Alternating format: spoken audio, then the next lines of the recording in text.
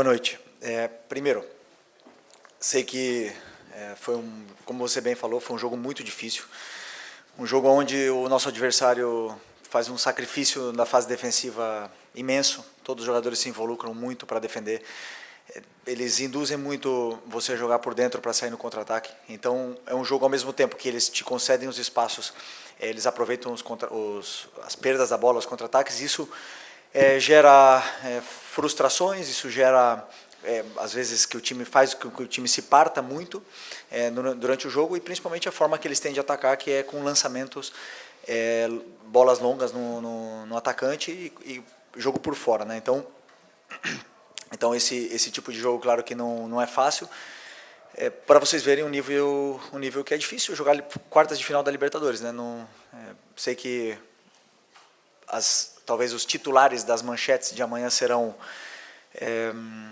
Flamengo passa mais alguma coisa, né? Sempre tem, mas a verdade é que a manchete é só uma. O Flamengo está na semifinal, fez o jogo em casa, a eliminatória tem 180 minutos e no final se decidiu nos pênaltis, onde passamos. Se passamos, merecemos passar, e agora estamos na semifinal da Libertadores mais uma vez. Isso eu sou muito grato, sim, vivi desde que eu cheguei aqui no Flamengo, desde 2019, coisas incríveis, e sinto que esse clube, que eu não sei se eu vou ganhar alguma coisa, se não, mas eu sinto que esse clube aqui é especial, e a sinergia, a energia que eu tenho com esse clube faz eu viver emoções incríveis, e eu estou feliz por isso, por ter passado de fase. Sim. E sobre as substituições, eu sempre opto, lembrando que 4 anos atrás, 5 anos atrás, só podiam fazer 3 substituições. Essa regra nova são 5, e eu optei por deixar os jogadores no campo para os que poderiam bater pênalti, no caso do Jorginho. Eu queria ter tirado o Jorginho antes, mas imaginei o pênalti. O Lino, na minha visão, estava levando perigo por aquele lado, por mais que estava sendo difícil. Ele tem esse 1 contra 1 e esse terço final, tanto é que uma das melhores jogadas de perigo no segundo tempo foram dele, e optei por não fazer as trocas, porque eu acreditava que os jogadores que estavam no campo eram os melhores para poder vencer. Fisicamente não foi o problema, porque acabamos o jogo no campo do adversário em todo momento. Buenas noches, profesor Felipe. Gustavo Leizamón para Tiempo Deportivo. ¿Se va conforme con el rendimiento de su equipo hoy? Bueno, en español, ¿no? Ok. Bueno, ha sido un partido muy difícil. No ha sido un partido malo, pero ha sido un partido donde controlamos mucho el juego. Pero sí que es verdad que nos costó progresar las jugadas. Después, cuando eliminábamos y encontrábamos las ventajas, nos costaba bastante el tercio final, o sea, no estábamos finos con balón, el 1 contra 1, la verdad que tiene jugadores que defienden muy bien, nos costó, y no generamos tanto peligro como en el partido de ida, y eso también generó con que que Estudiantes pues tuviera un poco más el balón, ¿no?, en esas transiciones. Al final el gol de ellos vino en un error, y eso, claro, ya deja la eliminatoria abierta y puede caer de los dos lados, ¿no? Pero bueno, no ha sido el mejor de nuestros partidos, pero tampoco ha sido malo. Felipe, Mauro César, Jovem Pan, UOL e TV Cultura. Aqui, Felipe. Desculpa. O jogo do Maracanã, por conta de uma arbitragem realmente muito ruim, de certa forma a arbitragem, eu acho que ofuscou o outro aspecto do jogo, que foi uma superioridade muito grande do Flamengo, especialmente no primeiro tempo, que não se traduziu numa vantagem que poderia ser maior, né? Um gol aos 15 segundos, um gol aos 8, chances claras aos 19, aos 25 aproximadamente, e o Flamengo não aproveitou. E chegou o Flamengo aqui numa situação muito difícil, muito mais difícil do que seria uma vantagem de 2 ou 3 gols, pelo menos. Essa é a sua primeira Libertadores como treinador. Eu queria que você me dissesse qual a grande lição que esses confrontos com os Estudiantes deixam para você para a próxima fase e para o futuro. Bom, verdade, uma grande lição. Na verdade, a minha maior lição como treinador foi contra o Central Córdoba. Ali, a Libertadores é muito complicada, é muito difícil. Claro, eu como treinador tento propor a melhor das soluções na fase ofensiva, para que os jogadores se sintam confortáveis com bola, com mais tempo para poder jogar, e para que eles achem as soluções dentro do campo. Depois, o terço final é muito a criatividade, a confiança, o momento que o jogador se encontra, né? Vocês podem ver que hoje, por exemplo, o Arrascaeta não estava no seu melhor dia, mas o Carrascal estava num bom momento, entrou muito bem no jogo. Então, vai muito do fino que está o jogador no dia do jogo, né? Então, verdade que criamos muitas chances, inclusive no segundo tempo tivemos 3 chances claras que não se traduziram no último passe, não se traduziram, que eu conto como chance clara, né? E deixou a eliminatória aberta, né? Então, assim, já falamos do árbitro, infelizmente aconteceu, mas também estaria aberta com o 2-0. Então eu falei, o que eu tentei falar para os jogadores foi que para ganhar a Libertadores, às vezes temos que passar por essas provações, né? Foi assim em outros anos também, são jogos muito difíceis e temos que saber passar por esses momentos para chegar em mais uma semifinal de Libertadores. Não sei quantas o Flamengo chegou na sua história, mas eu lembro que ficou, quando eu cheguei aqui em 2019, eu já estava 38 anos sem chegar. Então, tô muito feliz de poder estar em mais uma semifinal e agora tratar com o respeito e o carinho que se merece, porque é o sonho de todo mundo ganhar essa Libertadores. Felipe, aqui na frente, na sua direita. Aqui. Tudo bem? Boa noite. Gabriel Orfa, canal Paparazzo Rubro-Negro e Revista Placar. Felipe, eu sei que ainda é muito cedo para a gente falar da semifinal do jogo contra o Racing, acabou de acontecer o jogo das quartas, mas você acabou de falar que a sua maior lição na Libertadores foi no jogo contra o Central Córdoba. Eu queria saber quais lições você tira desse jogo aqui contra o Estudiantes, contra o time argentino, com a pressão aqui argentina muito, muito complicada, sabendo que tem um jogo mais, talvez com a pressão ainda maior, porque é um estádio maior, e você estava lá quando o Flamengo foi eliminado, em 2021. Como é que você... Quais lições você tira desse duelo com o Estudiantes para esse jogo da semifinal contra o Racing? Obrigado. Cada time, cada jogo tem uma história diferente, um contexto diferente, mas na verdade é que as equipes argentinas são muito competitivas, né? Então esse é o primeiro ponto, igualar essa intensidade, essa competitividade, que é o que tentamos fazer sempre contra esses times argentinos. E o que mais me surpreende deles como treinador é ver o quanto eles conseguem cobrir de campo com sacrifício, né? Às vezes em inferioridade numérica, um atacante marcando 2, 3 jogadores, e isso me surpreende porque faz com que seja complicado, né? No futebol, às vezes no futebol brasileiro, simplesmente com trocar passes você já elimina os jogadores e chega numa situação confortável na área do adversário. No futebol argentino dificilmente você vai ter essa facilidade. Então essa talvez é a principal lição, respondendo a pergunta também do Mauro, que eu falei, né, que para mim do Central Córdoba, é quanto campo eles conseguem cobrir com poucos jogadores. E então com certeza contra o Racing vai ser da mesma forma que foi hoje. Boa noite, Felipe, aquí a izquierda. Martín Leiva para La Bola Sport. Con licencia voy a preguntar en español. Sí. Te quería consultar, bueno, ahora están en semifinales, le toca a otro equipo argentino, pero esta vez el equipo de Costas, considerado la bestia negra por Brasil, porque ha eliminado en finales a Botafogo, Cruzeiro y en fase de grupo Fortaleza. ¿Cómo se prepara Flamengo? ¿Cómo crees que va a ser esa serie? ¿Y qué es lo que tienen que hacer para estar de vuelta en Lima como estuvieron en el 2019? Muito obrigado. Bueno, respondiendo muy parecido, ¿no?, con tu compañero, la verdad que es un partido que aún tenemos que estudiar, tenemos que prepararlo, pero va a ser un partido parecido a nivel de intensidad, de sacrificio en el juego, sobre todo en la fase defensiva. Es un equipo que, por lo que vi, tiene muchísima intensidad, se parte mucho porque aceleran y son muy verticales, entonces es complicado no partirse en estos partidos que son de ida y vuelta, pero un partido muy lindo de semifinal de Libertadores donde sobre todo disfrutar y para estar en la final de Lima ser mejor en los 180 minutos que ser mejor que Racing no es fácil. Boa noite, Felipe. Aqui atrás, Sidão Marinho da Litoral News. Libertadores a Libertadores e principalmente contra equipes argentinas sempre é uma batalha, né? Dá pra gente chamar de batalha de La Plata hoje. Você falou numa resposta anterior sobre os argentinos, né, conseguirem igualar a coisa na competitividade, né, que eles entregam muita raça, muita vontade no gramado. Por futebol, obviamente, o Flamengo é muito superior, por qualidade o Flamengo é muito superior, mas hoje isso não apareceu. Você acredita que é possível para a semifinal a sua equipe também entrar no gramado com essa competitividade parecida com a da equipe argentina para enfrentar o Racing? E se essa vitória, na sua visão, é uma vitória de time campeão, quando não vai bem no gramado, mas tem um ponto como o Rossi, que salva 2 vezes no pênalti, é um mérito também do goleiro. Desculpa, pode repetir a primeira, que Da competitividade que os argentinos colocam no gramado, se é possível. Bom, como as armas sempre, né, de um time que incomoda muito é defender muito forte, de forma com perseguições agressivas, faltas, e sabem fazer muito bem isso. A fase defensiva das equipes argentinas são muito fortes e abrem mão de propor para jogar por uma segunda bola e chegar mais perto da tua área e ganhar terreno assim. Isso se traduziu em chances claras para o Estudiantes? Não vejo assim. Não vejo assim. Então, assim, o Flamengo foi mal no jogo.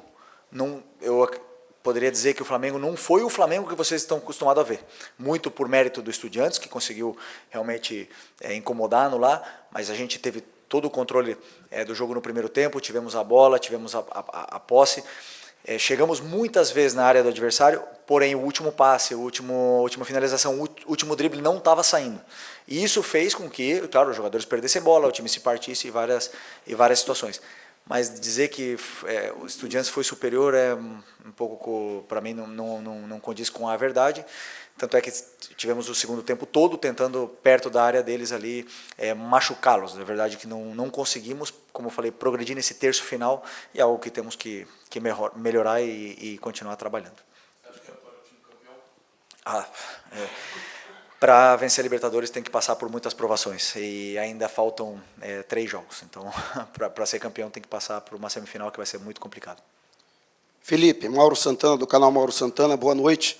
Apesar de ainda termos bastante tempo para a semifinal, eu acredito que agora você vai voltar o foco para o Brasileirão, até pela posição do Flamengo brigando pelo título diretamente, mas até por conta dos confrontos, e o Flamengo vai ter que jogar novamente fora de casa, vai ter que decidir novamente fora de casa uma possível vaga para a decisão, até que ponto isso pressiona para que você consiga encaminhar uma classificação em casa, conseguir uma vitória por uma boa vantagem em casa, para não depender da pressão que todos nós conhecemos, que é natural da Libertadores, e mais ainda no cilindro de Avejaneda, e até aprender até lá com isso, sendo que até para o Brasileirão, embora seja um confronto, uma competição completamente diferente da Libertadores, mas o Flamengo tem 2 confrontos diretos em casa contra Palmeiras e Cruzeiro, uma briga direta pelo título. Oi, Paulo. Não, perfeito. Entendi bem. Claro, eu tenho que pensar agora no próximo jogo, que é o Corinthians. Trabalhar contra como a gente vai enfrentar o Corinthians, como nós vamos tentar vencer, os jogadores que vão estar disponíveis, os jogadores que estão num grande momento para poder vencer. Você falou sobre encerrar a eliminatória no primeiro jogo. É muito complicado. Eu sempre penso que o jogo são 180 minutos. Se você, assim, existem times que jogam pior o primeiro jogo, mesmo em casa, e depois conseguem vencer fora. Isso existe no futebol. Acho que aconteceu com o Independente Del Valle agora na Sul-Americana. Isso acontece. Então, para mim, não existe nunca você fechar uma eliminatória, a não ser que for, claro, um resultado absurdo, que é raro. É raro numa semifinal de Libertadores, onde um time que é super competitivo está enfrentando você com as suas armas. Então, o que nós temos que fazer é ser sólidos, melhorar na marcação, melhorar na defesa, melhorar com a bola, melhorar no ataque, melhorar em todos os aspectos para poder fazer jogos praticamente perfeitos, do jeito que foi o primeiro tempo contra o Estudiantes no outro dia, para poder realmente chegar nessa final tão sonhada.